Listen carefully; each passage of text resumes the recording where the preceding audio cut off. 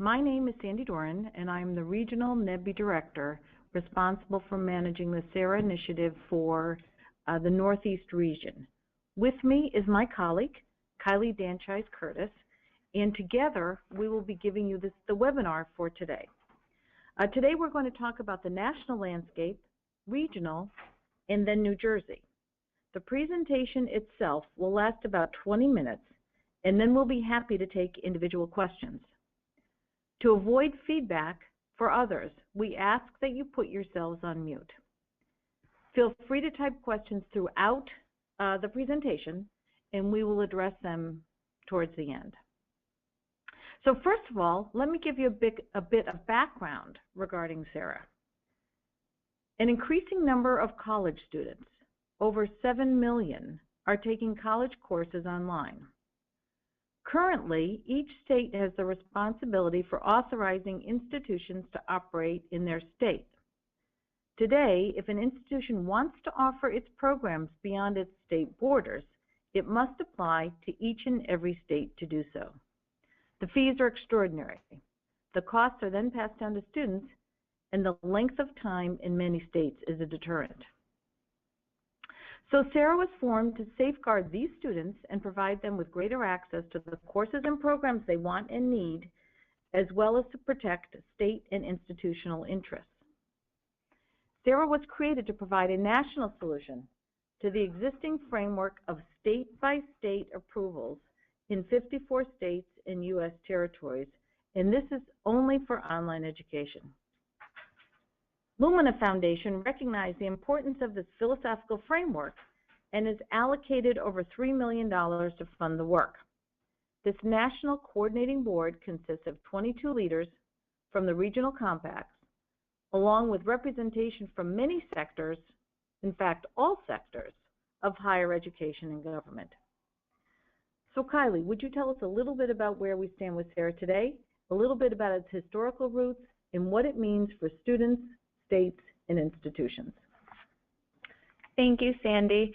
My name is Kylie Danchise-Curtis. I'm the program coordinator for SARA. I'm just going to give you a brief update.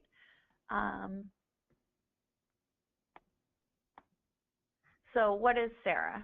SARA lays out a framework for state-level reciprocity, including a governance structure, which is implemented by the 4 regional higher education compacts. That's MEC, NEBI, SREB, WICHE, and then the National Council for SARA, which works to ensure comprehensive national coverage and also a financial plan to support operations. As Sandy mentioned, initial funding for SARA was provided by the Lumina Foundation, which will eventually switch to a reliance on institutional fees paid to the National Council for SARA. A few key things to note before we delve deeper into a SARA discussion. 1, SARA is wholly voluntary for states and institutions. It's open to degree-granting post-secondary institutions from all sectors. So that's public colleges and universities, independent institutions, both nonprofit and for-profit. The agreement requires states to approve their in-state institutions for SARA participation, which is going to be based upon institutional accreditation and financial stability, and also the ability to resolve student complaints. SARA states agree to impose no additional non-SARA requirements on institutions from other SARA states. So the SARA initiative really seeks to set forth a reasonable, uniform set of triggers of physical presence as well. SARA also preserves state approval and oversight of on-the-ground campuses. Now moving into the benefits, starting with states. States will go from regulating imports to certifying their own exports.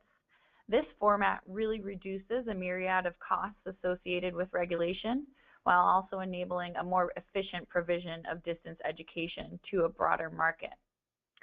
For institutions, SARA reduces the number of other state regulations to continually monitor and track, which decreases the number of applications and individual state requirements. No longer do institutions have to get authorization from all 50 states. SARA ultimately promotes quality and national consistency in authorization and provides national and regional platforms for institutions to address the changing landscape of distance education. For students, they get expanded access to education offerings and better resolution of complaints from students in SARA states. SARA also reduces institutional costs, the savings of which can be passed along to students, faculty, and other campus initiatives. Now, there's two levels to implementation. There's the state level and then the institutional level. First, a state must make any needed changes to statutes or rules. After that, a state must then identify an agency to solicit and approve participation of in-state institutions and also resolve complaints as the SARA portal agency. States may also need to adopt an in-state funding model. Finally, states must develop and submit a SARA application to the state's regional compact. Institutions.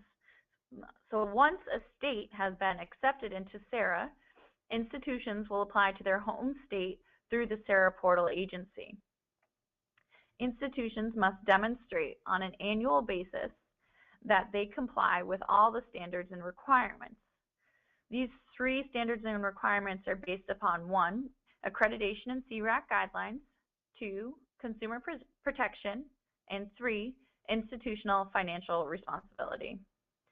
So interstate reciprocity is triggered for participating institutions when out-of-state students enroll in the institution's distance education courses. Participating institutions will pay an annual fee directly to NC SARA. Participation fees are based on an institution's total FTE at increments of $2,000, $4,000, and $6,000. And as I had mentioned before, states may also charge a fee to participating institutions for their annual authorization process. So while we're talking about institutional level applications, Kylie mentioned the acronym CRAC. That stands for a list of quality assumptions that each institution must agree to comply with.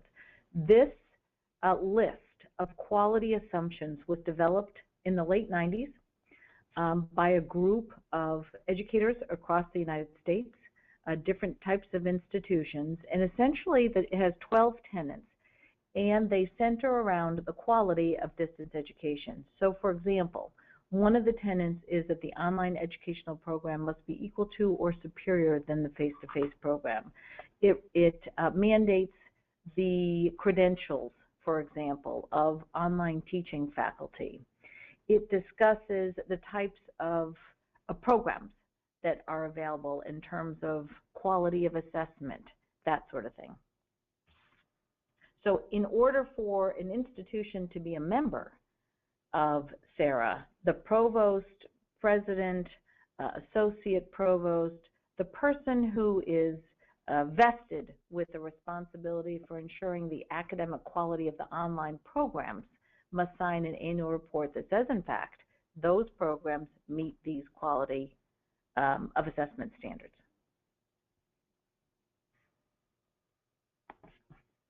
So moving into a national update, as you can see, currently there are 12 authorized SARA states, and it's estimated that there will be around 20 SARA approved states by the end of 2014, and around 40 states by the end of 2015. A majority of the states that have joined already are from the MEC, SREV, and WICHE regions. So far, within these 12 states, we have over 60 institutions officially enrolled in SARA. And if you'd like to have a closer, more in-depth, detailed update, on the NC SARA website, there is a list of the 54 plus states and territories that says where they are in the application process or the SARA initiative altogether. So now moving into a Northeast update. I'm going to start with the states that are affiliated with the NEBI Compact, and then I'll move into New York, Pennsylvania, and of course New Jersey. So stakeholders have made a lot of progress in the NEBI states, and we've even had the opportunity to discuss SARA with various stakeholders in New York and New Jersey. In Connecticut, the Office of Higher Education is required to develop a plan to join SARA by January of 2015. In Maine, stakeholders met with the Commissioner of Education and members of the University of Maine system to discuss implementation in the state and any necessary legislation. However, Maine had a short legislative session, so they plan to connect with various representatives and legislators over the next few months as they gear up to propose legislation in 2015. Also, Maine recently hired a higher education specialist, which will be key in moving this initiative forward. In Massachusetts, we've been working with all stakeholders and met with the Department of Higher Education as we continue to work with them to garner their support. We are also working with the publics, in particular the deans of graduate and continuing education, to support a grassroots movement. In New Hampshire, legislation was previously passed allowing the Higher Education Commission to enter into reciprocity agreements. Stakeholders were supportive of the agreement, and the Division of Higher Education SARA Committee approved the agreement and looks to apply to NEBI in December. In Rhode Island, we're working with the Department of Higher Education to continue to move SARA forward through support from all the institutions across the state. AICURI has been integral in continuing the SARA discussion in Rhode Island. We believe that their presidents will sign a letter of support for SARA to present to the new Commissioner of Post-Secondary Education. In Vermont, legislation was enacted by Governor Shumlin in June. The Agency of Education is working with their Attorney General to enhance processes to investigate and respond to student complaints prior to their application, which we expect by January of 2015. So as you may know, non-affiliated states such as New Jersey, New York, and Pennsylvania are allowed to join a compact for the purposes of SARA at an annual fee of $50,000. Now that's for the state, not for the institution. Correct. So we've been working in New York with the Commissioner of Education and with the Association of Independent Colleges and Universities to enhance their grassroots movement and also reach out to institutions across the state. Eventually, the Commissioner of Education will have to present to the Board of Regents in order to move the SARA initiative forward. In Pennsylvania, we haven't had discussions directly with their Board of Education. Pennsylvania is looking to align with possibly SREB or MEC. So they've been working with the two SARA directors out of those regional compacts. So if you want more information about Pennsylvania, you can go directly to those directors, which is Jenny Parks of MEC and Mary Larson of SREB. So in New Jersey, we've reached out directly to the Secretary of Education, and we've also been working closely with President George Pruitt at Thomas Edison State College. We've done some initial review of legislation in New Jersey, and New Jersey will in fact need to present some new legislation in order to enter into reciprocity agreements. We've provided New Jersey with legislation from other SARA states as they look to move forward.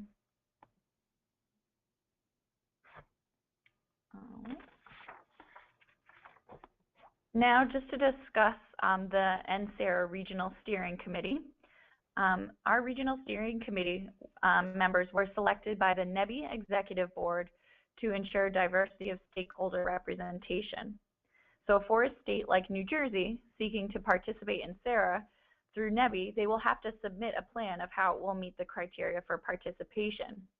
The Regional Steering Committee will review the New Jersey plan and work iteratively with the state on revisions until the Regional Steering Committee is able to recommend approval by the NEBI Executive Board. The Regional Steering Committee will also recommend other procedural details and actions regarding SARA participation to NEBI's commissioners or delegates. The board's executive members will also determine the terms of service for RSC members.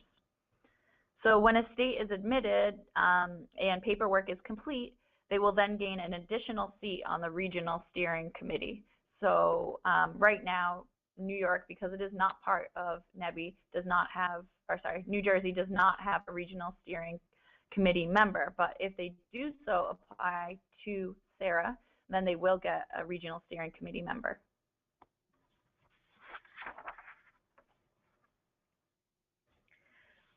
So thank you, Kylie. Now, moving forward, one of the strategies that other states are using who are evaluating whether SARA is appropriate for them is forming a coalition that includes publics, privates, for-profits, not-for-profits, all stakeholders. And one of the keys is understanding SARA completely, understanding what it can do and what it can't do, understanding if there are any risks associated with it for the institution or for the state, and understanding the benefits. SARA grew out of this coalition of 22 national professional educators and regulators, as we talked about earlier, and there are documents and strategies and platforms that we can share with you if you're interested in furthering a coalition in New Jersey. One of the things that we do here at NEBI is that we are available to educate institutions if they want to learn more about how it might apply to their institution or their students. We frequently give presentations at national conferences.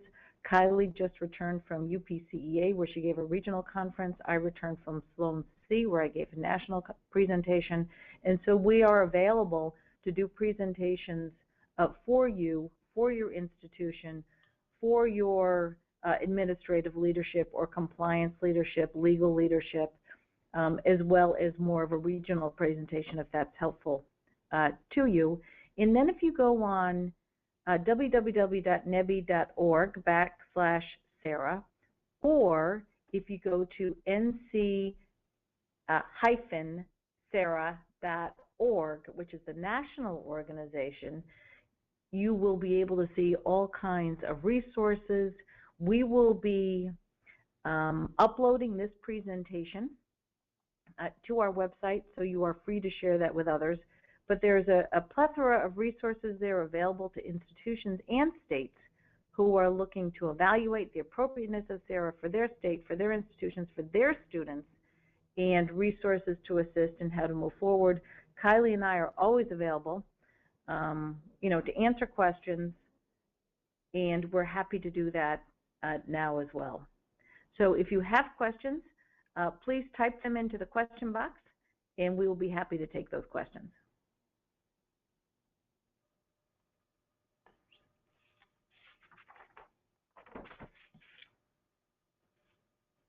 While we're thinking about questions, there are some upcoming presentations that you might find useful. If you're going to be at the WCET annual conference, there are several sessions there relating to SARA.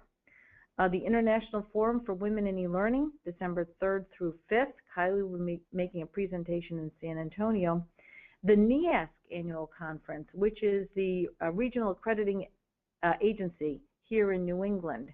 We're doing a presentation on December 11th, which will include members of the Regional Steering Committee, as well as Kylie and I, taking questions, answering questions, and then we're preparing our schedule for next year. So if there are seminars that you would like us to attend or give, please send us an email. We'll be happy to add those to our schedule.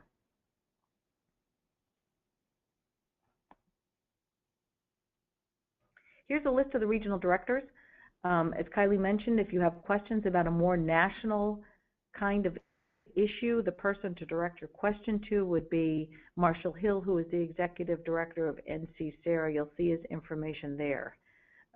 Otherwise, please feel free to direct your questions to us. If you're not sure who to direct your question to, please send them to us, and we will make sure they get directed to the right person.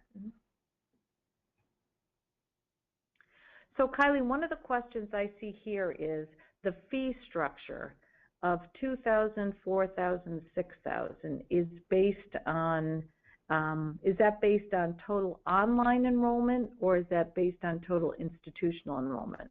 So that's actually based on total institutional enrollment. It's because institutions have better grasp of that data as well, so we decided to move forward with FTE of total enrollment, not just online.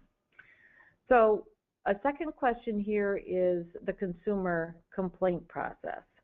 And currently the way it works is a student goes directly to the state from which they are taking courses. Under SARA now, each state is responsible for the health and welfare of their own students. So take, for example, New Jersey. Currently, if there is a student in New Jersey who's taking a course from an institution in Illinois, Illinois is responsible to that student. Under SARA, it all rests with New Jersey. So it strengthens that tie between the student, between the state, and then the State Department of Education or whomever the state designates as the consumer complaint protection implementer, then has the ability to connect with the state that the student is complaining about, the institution, and then, if necessary, can actually complain to NC SARA to make sure that those issues are being resolved. Another question we have here revolves around data collection. So one of the obligations of NC SARA is, again, going back to the student complaint process.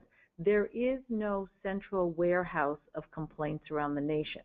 So one of the objectives of SARA is to try to quantify the performance of various institutions, and if in fact there are any student complaints, all of that will be brought to the foreground when in the past there has been no place for that to be reported.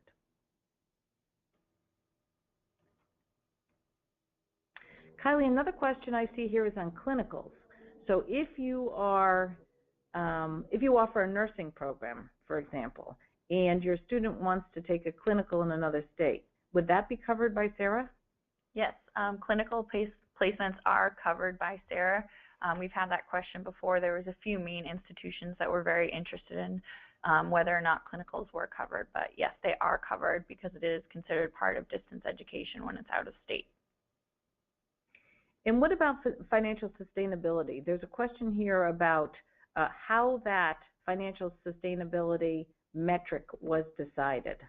The metric is based upon the composite scores that are already in place for financial aid resources anyway. So in order for an institution to be considered financially stable, they have to have between a 1.0 and 1.5 composite score.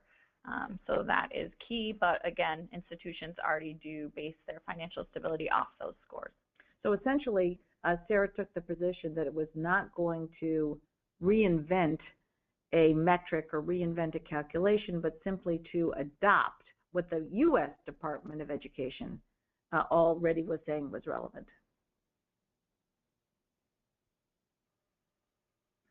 Okay, that's the extent of our questions.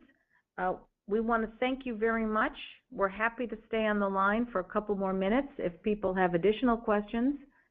And if not, please feel free, and we would encourage you to email us directly. Again, this presentation will be uploaded to the NEBI website, so www.nebhe.org, where you will have access to all of these slides. They can be downloaded and circulated within your organizations as well as beyond. So thank you very much for your time. If you have an interest in participating in any grassroots coalition, if you are interested in lending your voice to moving this initiative forward, then please send us an email. We are collecting institutions who want to have a voice in this process, and we will happily play that role as facilitator and communicator. So thank you very much, and enjoy the rest of your day.